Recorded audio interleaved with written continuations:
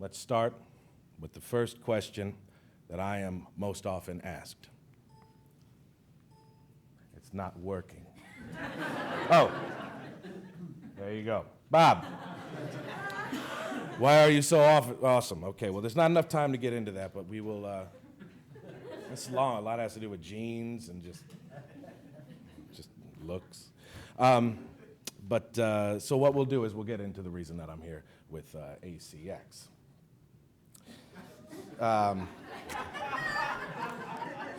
You want to talk louder? All right. Yes. So, as Scott told you, I'm the worst to first. That's fantastic. Here, I'm going to pick this up, all right? Just because it'll be easier. Is that better? Can you hear me? Am I on? How am I now? Yeah, baby. All right. So, when did I stop sucking? That's a good question. Amazon.com did a wonderful piece about me. I don't say that to be, high on myself. I was very touched. Scott, I think it was you that recommended, let's talk to this guy because he was horrible. Now he's pretty good. It's a basic Cinderella story. And that article pretty much answers that question. And if you want, I'll be happy to send you a link to it. Just email me or whatever. My information will be up there. But I will tell you the basic answer is that I wised up and I listened to what ACX had to say to get better. But to understand why it was that I sucked, I want to start with this. Here's what I did for 10 years. All right, pay attention, because there's a lot going on. Insert dealer name. And you've got the green flag to save. Napoli Nissan and Napoli Suzuki are under construction. This is the real deal. Let's get them out of here, I tell you. But that's not all. Let's go to the refund. It's back, baby. Okay. I can't do that anymore or else I won't be able to read. 95% of what I did were hard-hitting car dealership ads across the U.S. and the United States. I even done some in New Jersey, although I don't remember what they were. Doing that, I had to do all of this. I wrote the scripts, I edited, put the music in, I mixed and mastered, I did voices, multiple voices, sound effects. I did it all. But on the way to work, which was about a 45-minute drive each day, and I love doing this, by the way. I would have done it forever. But as I was commuting to work every day, like so many audiobook people do, they're commuting, they're stuck in the car, listening to something entertaining. I ran into that guy. I don't know how many people know Frank Muller. But if you don't listen to him, anything he does, I unfortunately missed the boat. I never got to meet him, which is really upsetting because I get to meet, I'm friends with all the narrators you've heard of. I just come into APAC every year and emailing and Facebooking. I'm friends with everybody, and it bothers me that I could have met him as well, but I didn't. But pretty much every book I do is, an homage to him. So when I heard him, I said, oh, okay, I didn't realize, I thought people that listen to audiobooks were dumb. And and I didn't realize, I thought the narrator just read, but I didn't realize that you could do all sorts of different voices. I said, well, that's what I do. I want to do that. So it's time to get to work, all right? Got myself a better mic. That's the mic I use. I wrote it down because I can never remember it. And then I got myself a whisper room. 4 foot by 6 foot, which isn't really big when you're built like this.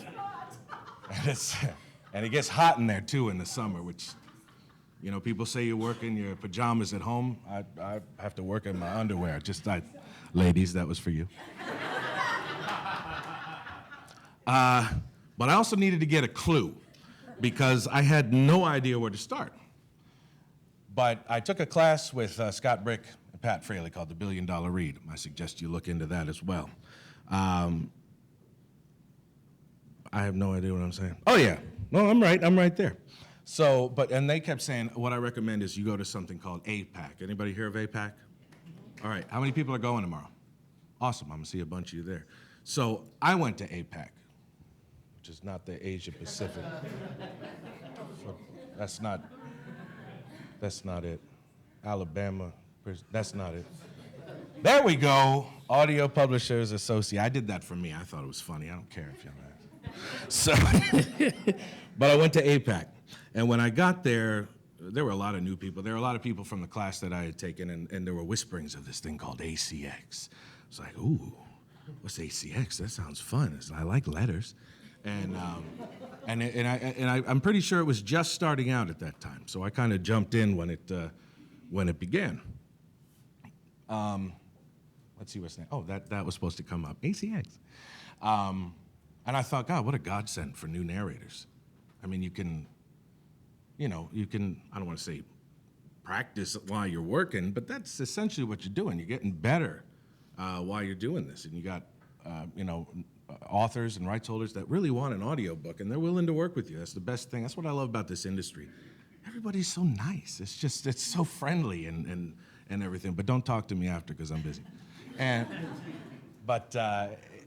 that's what I learned from that. People will work with you and they'll take time. And as you'll see, ACX took quite a bit of time with me. So anyway, here's my first book. It's called River Watch by Joseph Nassis. I will forever be indebted to Joseph. That was the first book I did. He said, yeah, all right, you sound good. I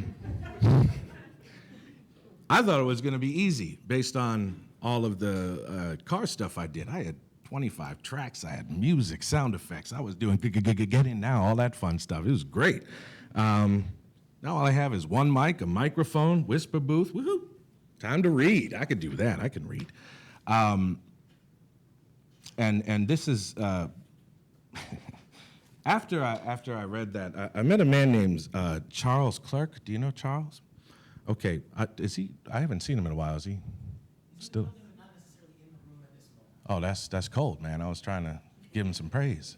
I'll pass it along. I hope you will. I hope he's watching the live stream. If not, he's not very dedicated to his job, is he?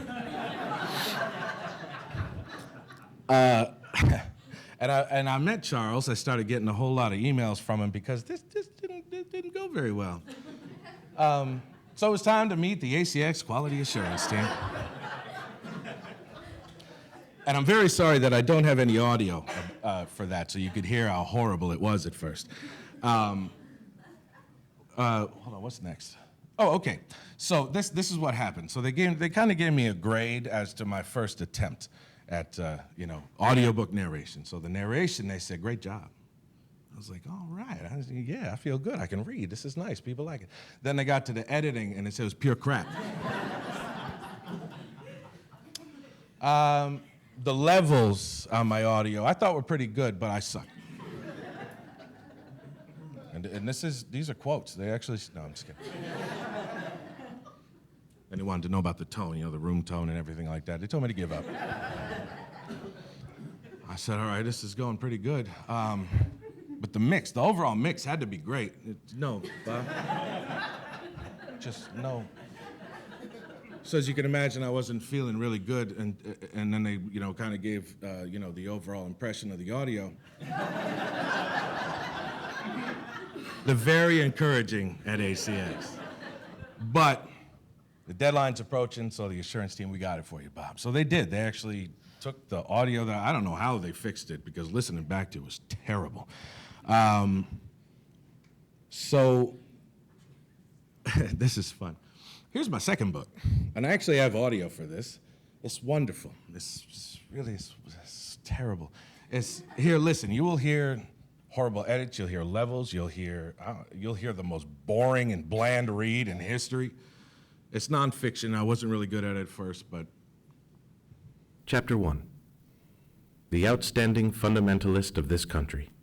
This is actual audio that I submitted. His hand firmly fixed on the throttle, veteran engineer Henry L. Miller eased the special Southern Railway train away from the gravel platform surrounding the tiny red brick rail station at Dayton, Tennessee.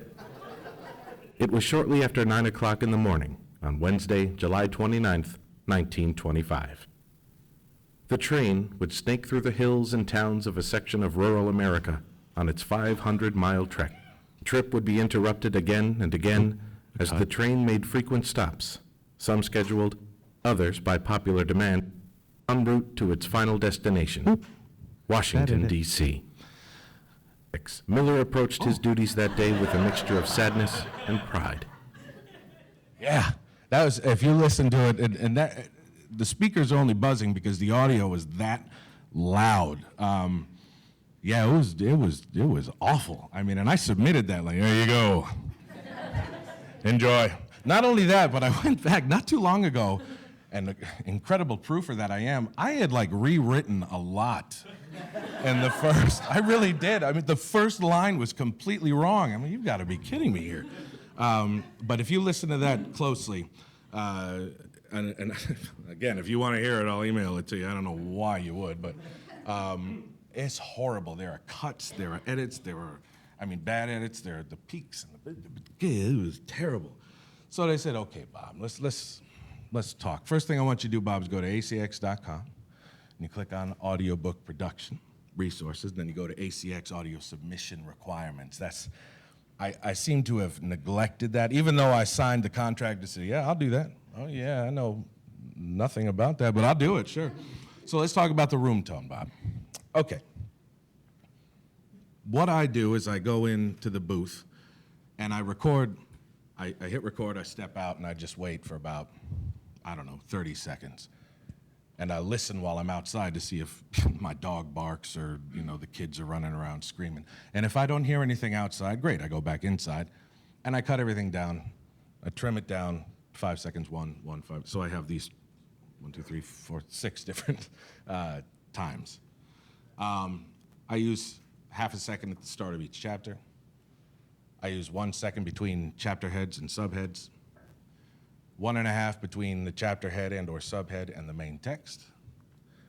2 seconds between the main text and letters like, Dear John, blah, blah, blah. And flashbacks and such, anywhere there's a break to kind of separate time. 2.5 between chapter breaks within a chapter, and 3.5 at the chapter close. A lot of these are on audio production resources. I just kind of got into this and no one ever corrected me, so that's what I do. I guess that's just another way ACX encourages me by not saying anything. So you're ignoring us, Bob, and you can keep going. Then they come up to the specific volume range. I'm sure you all know the audio resources page, right? If not, check it out. There's tons of information up there that you all need. And I don't know any level of anybody, but I'm just saying that I think even the people here at Audible could, look at that from time. Not that they put out bad stuff. Let me clear that up. I'm just saying it's extraordinarily helpful for amateurs, pros alike. Newbies. And they go over specific volume range, because as you heard, I made up my own range. All right, so you got between -23, dB and 18 dB, and peak values. You don't want them any higher than. You got the noise floor, and you got to have the 192 and the 44, and then you need to have knowledge of what the hell any of this means at roughly about, whatever. I don't even know how to say that percentage, but what the hell are you talking about? I don't know any of this stuff. And I had done car ads for 10 years. I did it until it sounded right, and then I would hear it on the radio and say, I need to bump it up and whatever. I had no idea what this means. I don't know what any of that means. So another suggestion ACX had for me. I love ACX. They say, hey, Bob, there's a link to something called How to Succeed in Audiobook Production. It's a 4-part series with Andrew, the audio scientist. And you could look it up. I forget what it's called. Like, that's your name, I guess, on YouTube, Audible ACX. Subscribe to this stuff because they put up a lot of stuff all the time. But this is also on there. And the part that I wanted to pay attention to was part 3, which was mastering. Because that's where I was having the most problem. Narration, they said I was fine, and I was very happy about that. Everything else was horrible. So Andrew said, avoid external plugins. You guys know what plugins are? Yeah? Okay. But coming from, the car, I like plugins. But ACX had, specific submission requirements. So I made a compromise without telling them. The equalization, that's what I use. I use Pro Tools. Equalization, that comes with it. The EQ3, 7-band, the compression, that comes with it. And then I did my own stuff. I got normalization Vocal Rider is the name of the plugin, and I'll tell you, it's probably about $225. I say insanely worth it. Breath removal and room reduction, both on something called vPre, and that's at vsonics.com. I believe they're both in the same plugin, and it's $100. I'm not saying use this. I'm not saying go against anything ACX says. I'm just showing you what it is that I did to go from worst to first, Scott. Thank you. So here is a more recent book that I did, that I produced via ACX, and she is an outstanding author. So this is the audio here, and The you'll hear city teems, a bustle of busy people on the streets under towering buildings, cars climbing the vertical hills, Much crisper. working people traversing the corridors, energized by the cool ocean air off the gleaming, timeless Pacific. There is much that is beautiful about San Francisco. And my The sun voice. on the bay, the expanses of bridges over the water, the pastel-painted Victorians with Blah, their blah. All right, gingerbread shut up, trim, the dreamy, beaming people in the parks. If you listen to that, it's again, hard to tell in here, but if you got it right in your ear, like most people do in their cars or their earbuds, it's such a better sound. It's even. Any loud moments brought right back down. They don't pierce your ears. They don't blow your speakers or anything. The quiet parts are brought up. All of that because I listened, and they were so patient with me. It probably took me about 4 books before I didn't hear anything from the quality assurance team. I just found out that it was for sale, which is, that's beautiful. Because they didn't contact me. They had no problems with it. Boom, it was for sale. I said, yes, I'm awesome. And from then it went on. I've heard from them since. I heard from them probably not more than 5 months ago. I haven't actually, no, that's not true. I have done a couple things within the past couple months. But yeah, they just said, there was a bad edit here, there was whatever. And I was like, you're a bad edit, don't tell me. But here are some very essential things that I learned, and I'm still breaking down my process. I just, and the way I approach things, I just changed something else yesterday. These are things that popped into my head over time, and then I thought maybe these would be very helpful to you. They may not be, but realistic deadlines. I was talking to somebody beforehand, Kim. Where's Kim? Hi, Kim. And her first book, she said, was 10 hours, and it took her a month to do. Yes, it's realistic. It's your first book. You take your time. For an example, if you calculate that it'll take you 5 days to do a book, to narrate the book, tell yourself it'll take you 7. You got to allow yourself room. And if you have kids, give yourself 10. Because it'll get botched by one sick kid. They'll get you sick. They'll get the other kids sick. They got to come home early from school, and I'm a stay-at-home dad, so if they come home, I got to watch them. I could go upstairs and read because my daughter's 7. My other one's 5 today. And I'm going to have y'all sing before I'm done. And I am.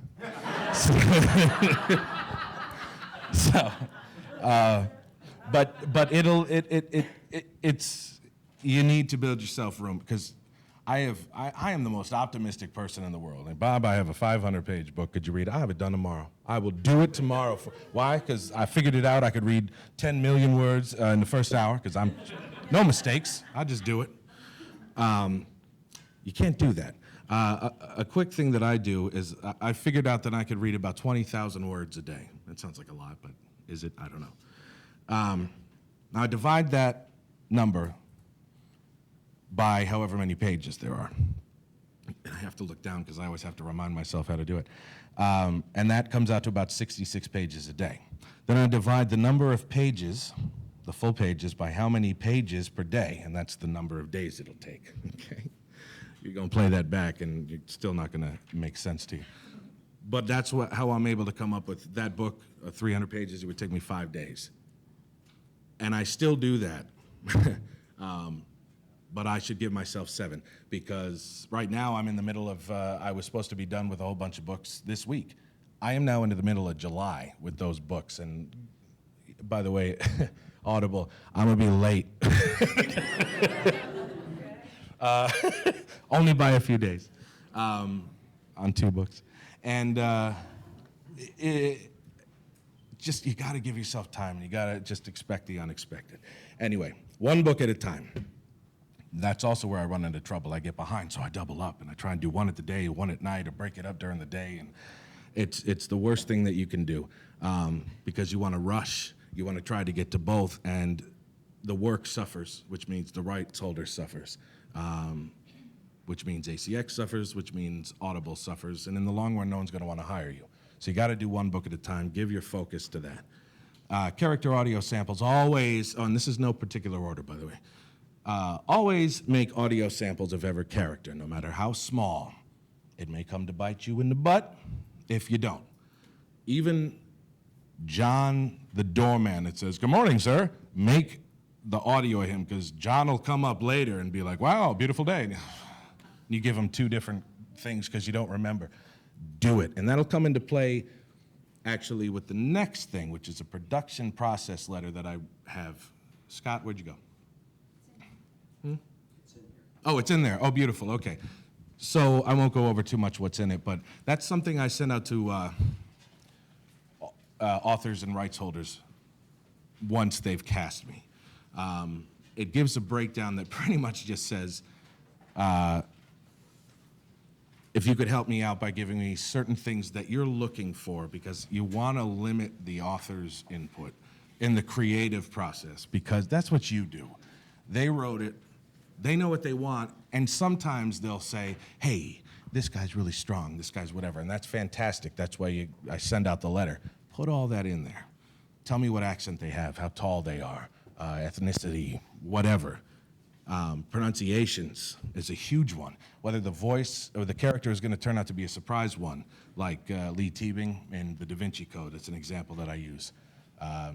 He turns out to be, I forgot what he was, the professor, who cares, he's somebody. But he turns out to be something else. Another thing I do is I send character audio samples to them of the main characters, so they can listen to it, they can change whatever they want.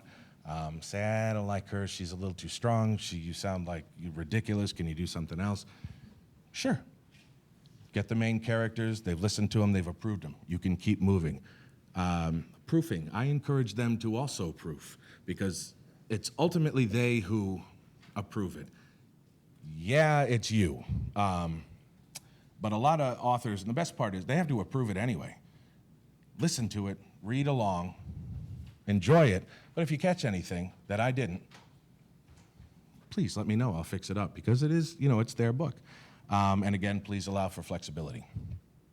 Like I said about the kids and the sickness and all that. Now, it's not in that letter, but I strongly advise that you do all communication via ACX, that way there's a record of everything. If you've worked with an author before and you've built up a nice rapport with them, you can give your email, but not before that. Keep the first encounters professional via ACX. Again, they have a record of everything in case something goes south, like we originally had a deal and now they want to change narrators and all that. Here's some quick, I'm trying to go through it so I can have time for questions if you have any. Quick read and research techniques. This is only always read the book first. But if you're like me, I had to figure this out because I overbook myself. I'm so positive. I'm just, Mr. Optimistic that I overbook myself. So I'm doing a book during the day, and I got to start one next week, and I have to. So I read the first and the last sentence of each paragraph. If a paragraph is large, I read several sentences in the middle too. And this is by no means a way to read the book for your ultimate prep, but what? If you're lucky enough, what the hell did I write? But anyway, it's a great way to get a jump anyway. So it's like a pre-read. If you got something come up, just bang through it so you have a general idea. If you can, ask for scripts in a Word document as opposed to PDF. Shouldn't be a problem at all. Several reasons is because you can adjust the font, spacing, etc., whatever works for you. Always retain the original document they send in case the rights holder references a certain page, etc., as your version and their version will differ. And you're also able to highlight everything and run spell check. Okay, that's another thing. Run a spell check first. It'll pick up, especially if you're doing sci-fi, they love making up names.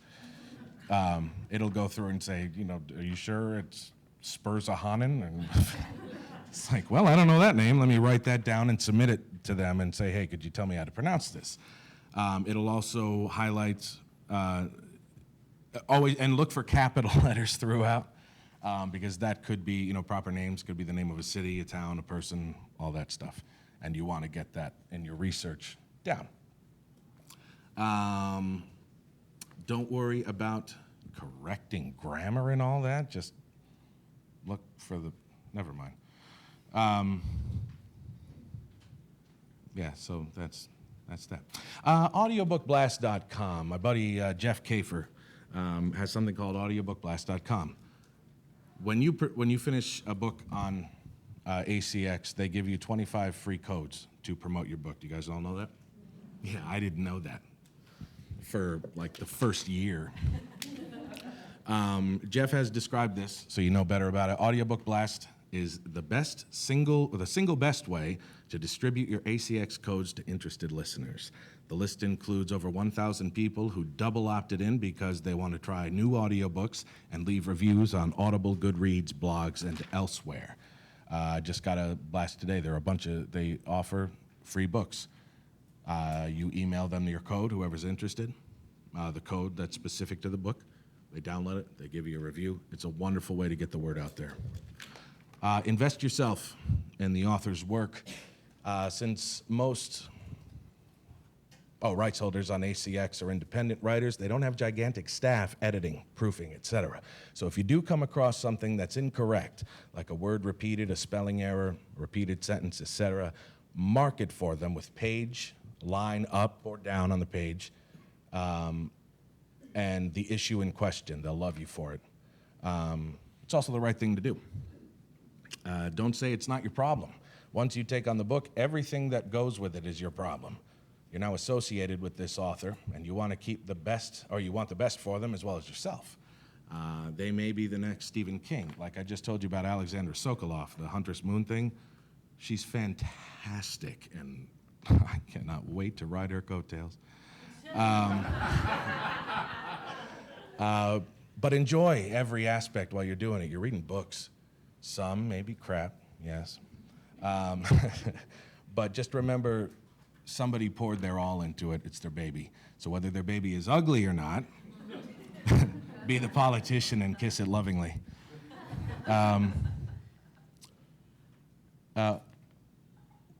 Anybody have over 10 books? 15 books? 25 books? Okay, it doesn't matter. I'm just saying, never publicly slam any. You can only vaguely say that you've done some, as George Guidall calls them, turkeys. After you've got at least 150 under your belt. I'm happy I'm not speaking from experience. I'm just saying, don't do it. I mean, narrators want to confide in each other and say, I read a horrible one, but don't say the name. Don't tell them all that. But if you do it when you've got less than 10, you're screwed. Self-direction. It's all right there in the book. It's already written. Just follow it. Something pivotal happened, and you've gotten yourself wrapped up in it enough to stop and say, oh, then you're doing it right. Or if you have to stop because you are laughing, you're doing it right. You're on the right path. Energy consistency is the most important, however, especially in self-directing. Research each title before auditioning. Take a look at Amazon.com for reviews. If they're all positive, they had their friends or friends create dummy accounts and hype it up. If they're all terrible, your call, I guess. But look for ones with at least 30 reviews. This is my recommendation. I look at the amount of 3s and 4s. If the 3s and 4s are about even, more 4s, hopefully, with about half as many 5s and 1 or 2 1s and 2s, I say go for it. But read the comments, or at least skin them. I'm not going to read that part. But if it's all, huge hype, this is the next great writer. It's their mom and her poker buddies. Can you tell them that I'm busy? That's okay. It better be God. No, I'm just kidding. Let's see. How many people hear you're a narrator and want to say, hey, I got a buddy. He's got a great voice. I got 2 minutes. Watch me. Who's going to say, oh, Joe's good buddy? I got a buddy that's going to be a great narrator. Anybody? Anybody? Anybody? Anybody? Okay, what I suggest is you send them to, so you want to be an audiobook narrator on YouTube. Sean Pratt. He's a very successful narrator. Watch it when you go home. You will see exactly what I'm talking about. He sets it up beautifully and basically puts them, I don't want to say puts them in their place, but he says, this is what you got to do. The romance category, as you probably already know, is not always romance in the traditional sense. I found that out the hard way, and now I have a pseudonym because I have 2 daughters, and I don't want them saying, hey, what does Daddy do? Listen. Pause after each paragraph. That was told to me by Tammy Marston, and it's the most basic thing in the world, but it's huge. Each paragraph is a shift in thought. Give it to the listener. ACX, finally, they want to help you. There's so much right there on the website that can help. And if not, email them, call them. What you put out there is an ultimate reflection on them. They're going to help you get it to a great standard. As you heard, I went from horrible to really good sound. Also, sign up for Scott's blog if you haven't already. I think it comes out every Friday. There's just oodles of info. There's stuff for producers, stuff for rights holders. Learn the rights holder stuff, too. It's important that you know exactly what's on their side. Now, if you only take one thing away from this, thank you very much. I'm not done. Don't clap. I heard some. I know you're dying. Shut up, Bob. Jeez. If you only take one thing away, know that you're already doing it, which is to remain teachable. There are no stupid questions. If you don't have the answer, get it. This is the greatest community in the world, as I said. Everyone helps everybody. So if you have any questions, please email me. That's my website. Don't call me because I hate talking on the phone. But thank you all very much for coming, and I really appreciate you listening and not sleeping. Nope, you're good. But thank you, ACX, Audible, everyone. Thank you, Scott. I appreciate it. Thank you.